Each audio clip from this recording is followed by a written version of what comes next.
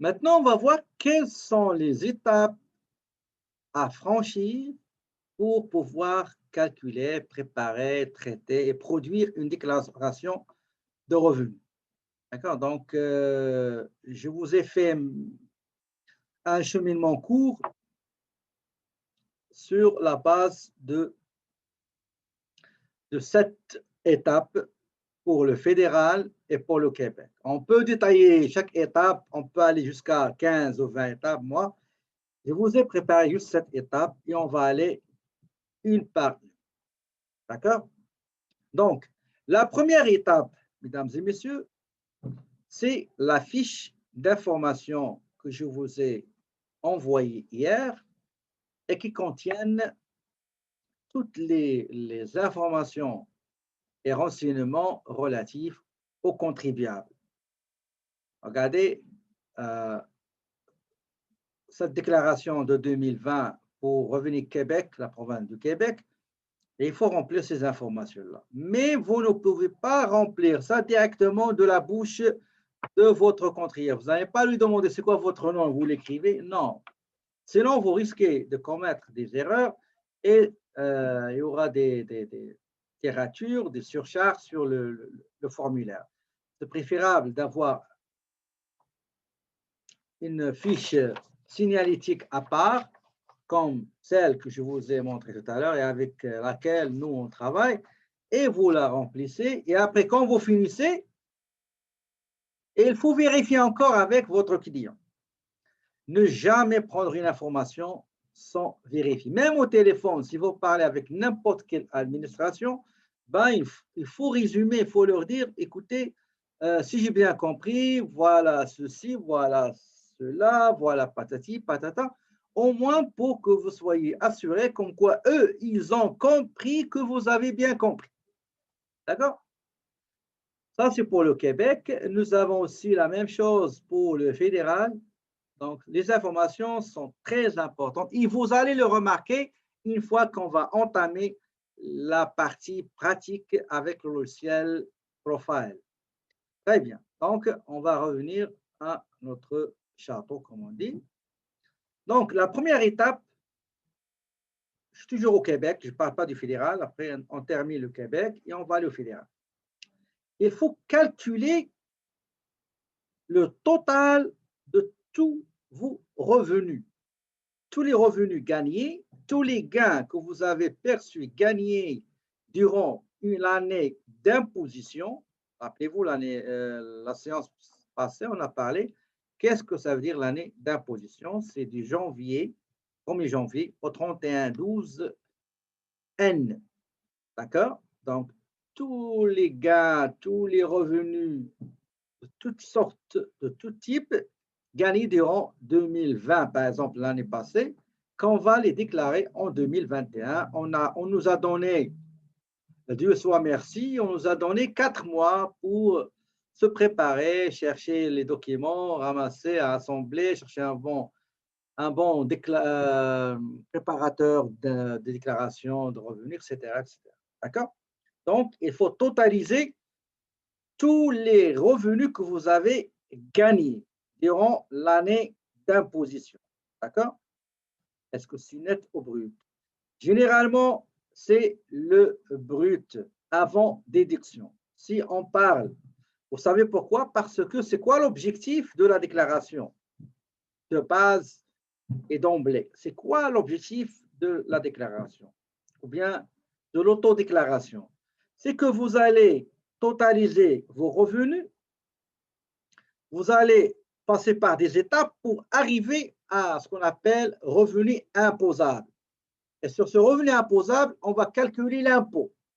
Donc, on va prendre ça brut, d'accord? Avant retenue d'impôt, qu'il soit revenu d'emploi, revenu de placement, etc. D'accord? Donc, si on revient à la déclaration du Québec, la voici, nous avons une liste des revenus. Et chaque case, chaque ligne, il a un numéro. Et chaque ligne, il a un numéro. quand vous allez parler, regardez, c'est très important, quand vous allez parler avec un agent, l'agence Revenu Canada ou agent Revenu Québec, pour s'assurer, il va vous demander des montants dans des lignes de déclaration de l'année passée. Toujours quand vous appelez, il faut voir son avis de cotisation devant soi pour pouvoir répondre. Sinon, il ne va pas continuer la conversation avec vous. D'accord? Ici, vous avez tous les revenus gagnés. D'accord? Il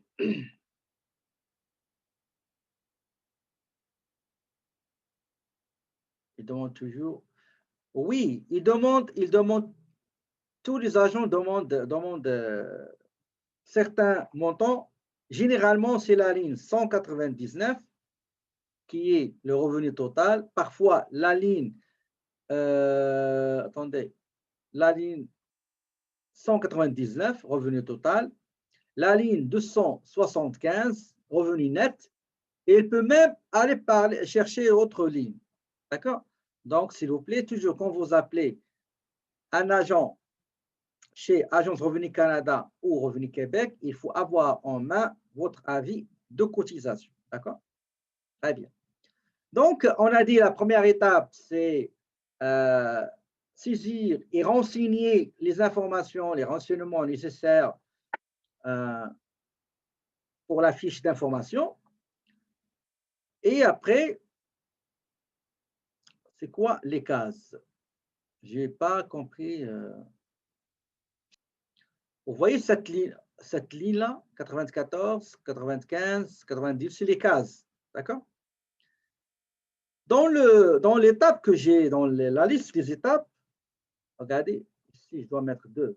Excuse-moi, juste une seconde, ça sera pas long, je vais rectifier une chose rapidement. Ça doit devenir normalement 2, 3. Sinon, pour ne pas bousiller on va laisser ça. On va laisser ça 2. On va mettre ça 1. Et ça, on va l'enlever. OK. Très bien. Voilà. Pour avoir le chiffre 7. Donc, en réponse à la question de votre collègue, nous avons calculé le revenu total, la ligne numéro 199. Ça veut dire, si on revient à la déclaration, nous avons une liste des revenus et le total de tous les gains, il a le numéro 199. Si jamais vous appelez Agence Revenu Canada ou Revenu Québec, parce que Revenu Canada, il ne va pas poser une question sur la ligne du Québec, il va poser sur la ligne du fédéral. On va le voir tout à l'heure. Donc, si vous demandez quel est le montant dans la ligne, dans la case ou la ligne, lui, il parle ligne 101, vous allez lui dire quel est le montant qui se trouve juste à côté sur la ligne 101. D'accord?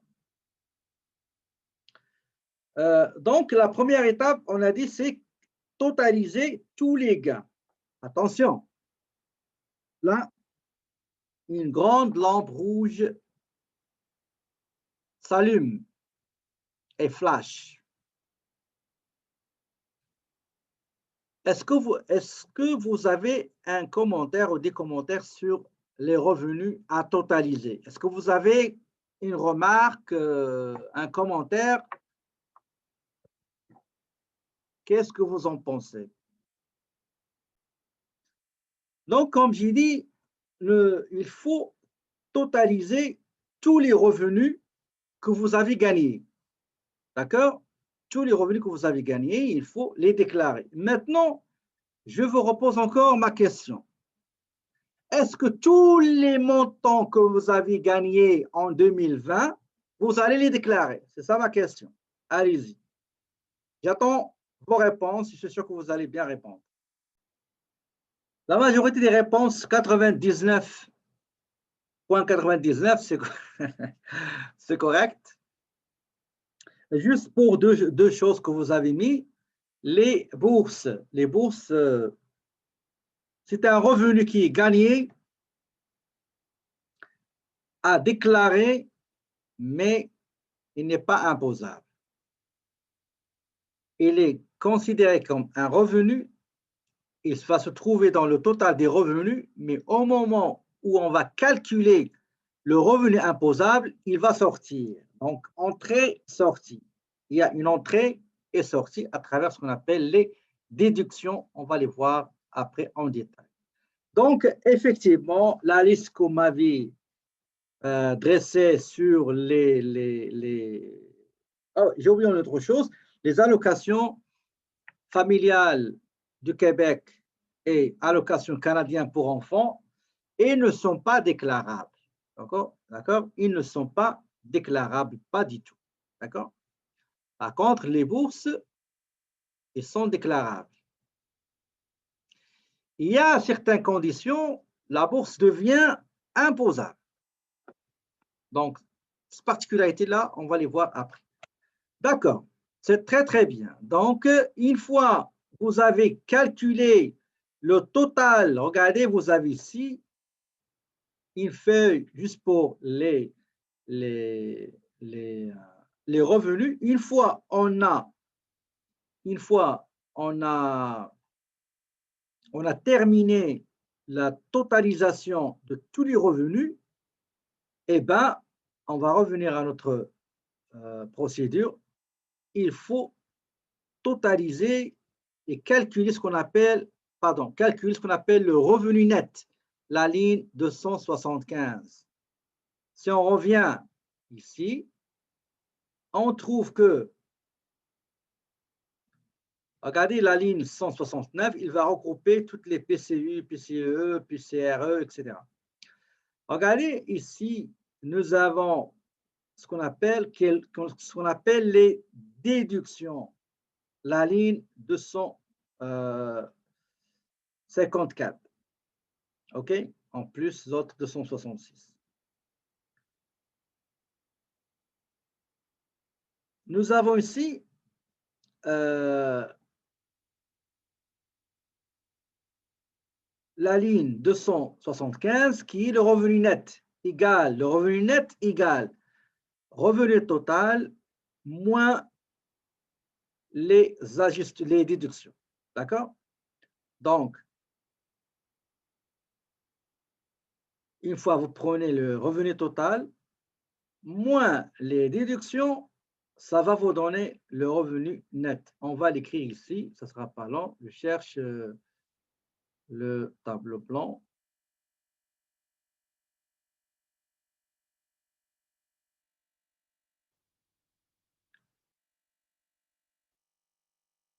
Okay.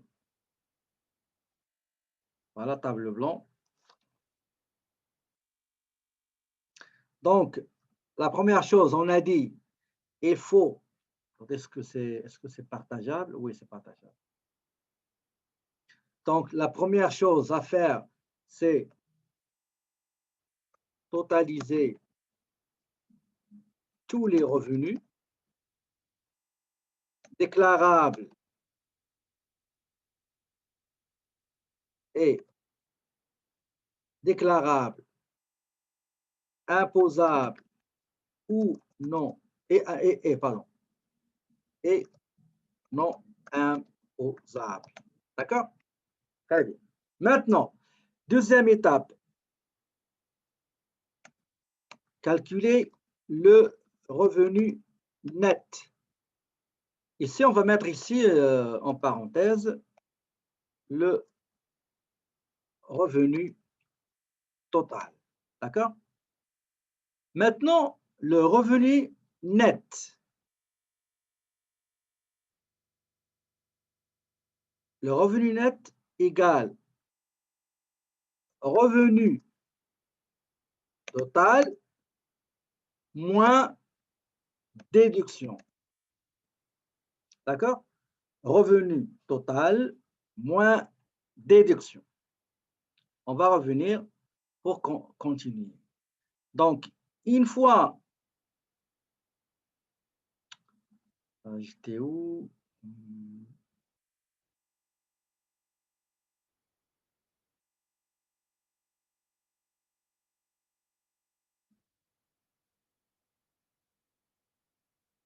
Voilà. Donc, une fois j'ai calculé le revenu net, il faut que je calcule le revenu imposable. Si on va aller en bas pour voir le revenu imposable, nous avons le revenu net. Il faut aller dans cette page-là et faire les déductions et certains réajustements pour avoir le revenu imposable. D'accord? Donc, on va dire aussi, on va revenir ici, et on va dire, donc troisièmement, excusez-moi, donc troisièmement, qu'est-ce qu'il faut faire? Déterminer le revenu imposable.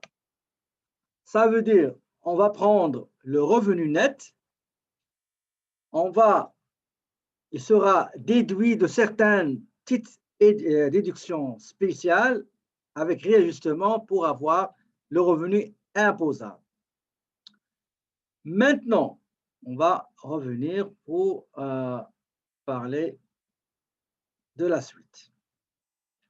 En ce qui concerne la marche suivante,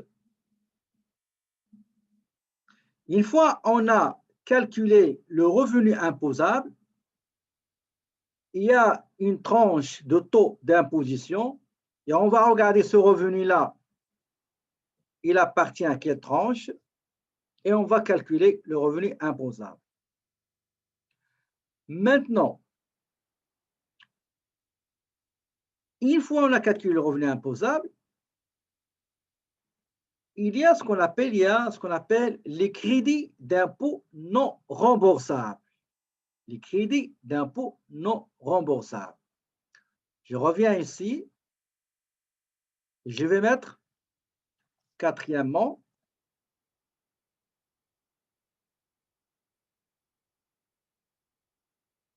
calculer l'impôt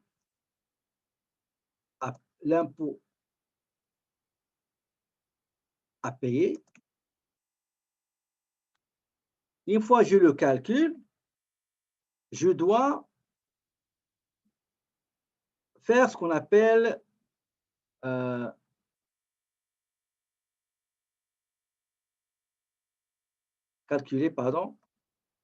calculer les crédits.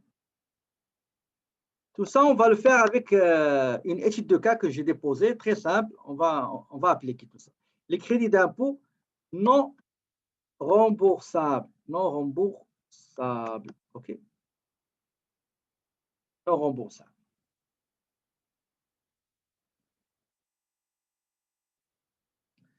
Une fois, je vais revenir en détail. Une fois j'ai calculé les crédits d'impôt remboursables, je dois calculer l'impôt net, pardon, l'impôt net et les cotisations à payer. Égale quoi? Égale l'impôt à payer moins total des crédits d'impôt non remboursables. D'accord? À payer ici. Je reviens ici.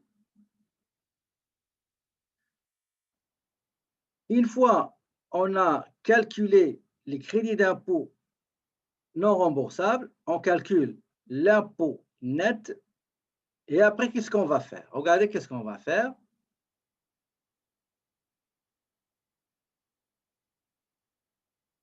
Septièmement, déterminer les crédits d'impôt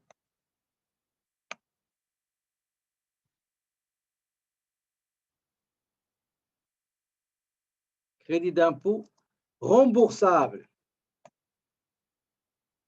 D'accord? Et enfin, qu'est-ce qu'on a? On a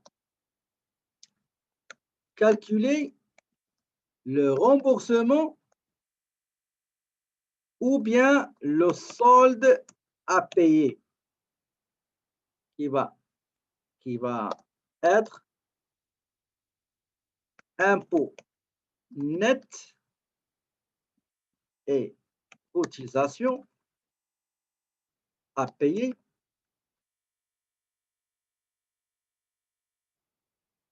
plus ou moins, ça dépend de la signe, on va mettre moins au plus, on va mettre moins, après on va corriger tout ça, crédit d'impôt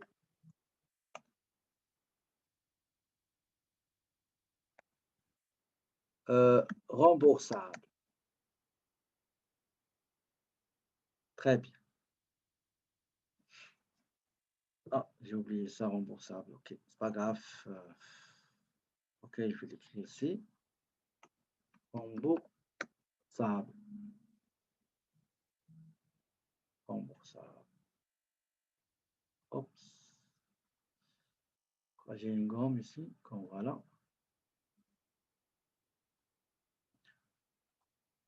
Oh, qu'est-ce que je fais? Annuler. Ajouter P. Remboursable. On va mettre le P. Ok.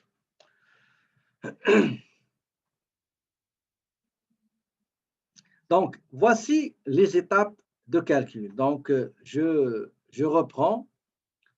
Je totalise tous les revenus que j'ai gagnés et qui sont à déclarer, qu'ils soient imposables ou non imposables. Deuxièmement, je dois calculer le revenu net, qui est égal à revenu total que j'ai gagné et qui a déclaré qu'il soit imposable ou non imposable, moins les déductions, ça va me donner ce qu'on appelle un revenu net. Sur la base du revenu net, il y a des petites déductions encore à faire pour avoir le revenu imposable net sur lequel je vais appliquer le taux d'imposition et j'aurai un impôt à payer. Mais il n'est pas encore net. Pourquoi? Parce que il y a ce qu'on appelle les crédits d'impôt non remboursables qui vont déduire ou faire disparaître cet impôt-là. OK? Donc, si je fais disparaître l'impôt, les autres étapes ne vont rien servir parce qu'ils vont elles aussi disparaître. Il va me rester juste les remboursements si j'ai des crédits d'impôt remboursables. Tout ça, on va le faire avec une petite 10 cas pour pratiquer. Ça ne sera pas long. Donc, juste, je reviens ici. Est-ce que vous avez des questions? Et c'est la même chose pour le fédéral avec une petite différence. Est-ce que vous avez compris avant que je continue les explications?